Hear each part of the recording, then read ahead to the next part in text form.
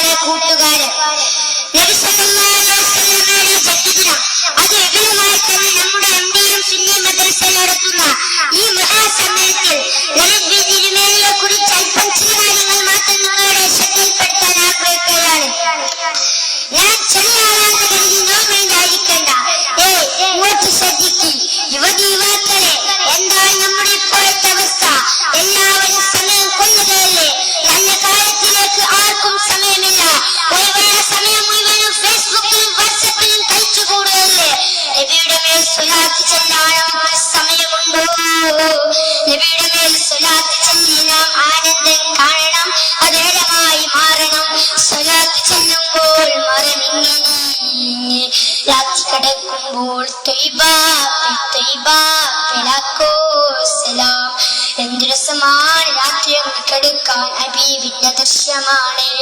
പകലങ്ങ് നടക്കാൻ എന്തു രസമാണ്, ഹബീബിന്റെ ചര്യയാണ്. അങ്ങനെയുള്ള ജീവിതം എന്തു രസമാണ്. ഹബീബിനെ പറഞ്ഞ് നെട്ടണം, പറന്ന് ചെലവഴിഞ്ഞ മദീനത്ത് ബിലാൽ ബക്കീലൊരു ഖബർ കിട്ടും. നടന്നു കാലൊടിഞ്ഞ മദീനയുടെ അകത്തിൽ വീണാൽ ഹബീബിന്റെ അടുക്കൽ ഒരു പ്രതികരണ കിട്ടും. പാടി കഴിഞ്ഞിട്ട് ഹബീബിനെ പറഞ്ഞു നിർത്തിയാൽ അവിടുത്തെ ശുപാർശ കിട്ടും. അതല്ലാതെ വേറെ പ്രതീക്ഷയുമില്ല.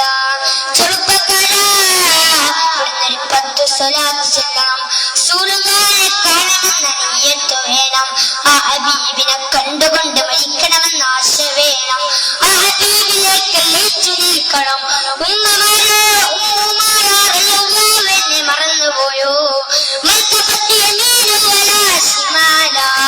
വലത്തോട്ട് തിരിഞ്ഞാലും ഇടത്തോട്ട് തിരിഞ്ഞാലും ഉമ്മുമാരെയാണ് റസൂലുള്ളാഹിന്റെ പ്രൊട്ടക്ഷന് വേണ്ടി. നെഞ്ചുകൊണ്ട് പരിചയാണ് 50 കണ്ടില്ലേ?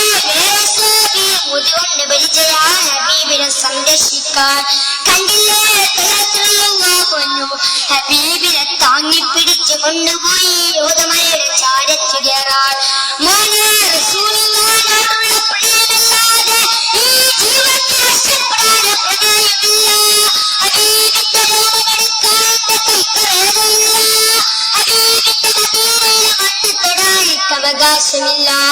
മാലിക്കീനേത് ചരിപ്പെടാത്ത മണ്ണത്തെ കണ്ണാവ് കാണുന്ന കുറവുണ്ടോ?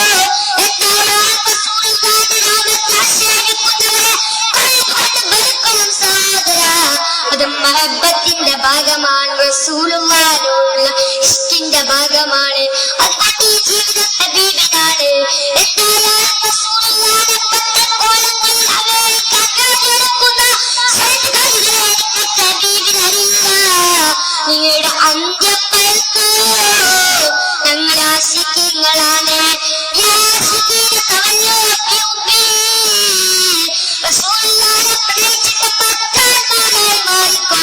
അതുകൊണ്ട് ഈ ജീവിതം റസൂലിനാക്കി വേണ്ടിയാകണം.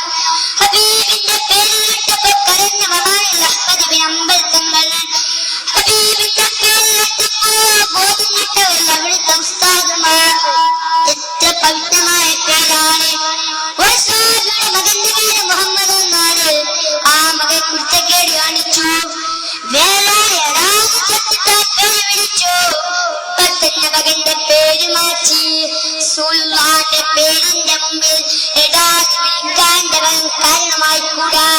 ആ സ്നേഹമാണ് മോനെ റസൂലുള്ളാഹിനോട് വേണ്ടത്. അതുകൊണ്ട് ഇവിടെ മതമുള്ളവനും മതമില്ലാത്തവനും ബിൽഅത്ത് കാരണം ചാനകളിൽ പ്രസ്താവനയുടെ കാലിൽ വേദിയെടുക്കുന്ന ആളുകൾ, അവരുടെ അവസ്ഥ കഷ്ടം തന്നെ. ഇവിടുന്ന് മദീനയിലേക്ക് ഒരു 10 സ്വലാത്ത് ചൊല്ലണം. റസൂലുള്ളാഹിനെ കാണാൻ ഈ മജ്‌ലിസ് തൗഫീഖ് തരട്ടെ. ഇത്ര പറഞ്ഞ ദുആവസത്തോടെ എന്ന പ്രഭാഷണം നടത്തുന്നു. വാദം ദാവാനം അൽഹംദുലില്ലാഹി റബ്ബിൽ ആലമീൻ. അസ്സലാമു ധാരാളം സ്നേഹികൾ ക്യാഷ് അവാർഡ് നൽകുന്നു. സ്വീകരിച്ചിട്ട് പോവാം. അല്ലാഹു കബൂൽ ചെയ്യുമാറാകട്ടെ. ബല്ലാരി മോൻസിക്കൽ ഒരു ക്യാഷ് അവാർഡ്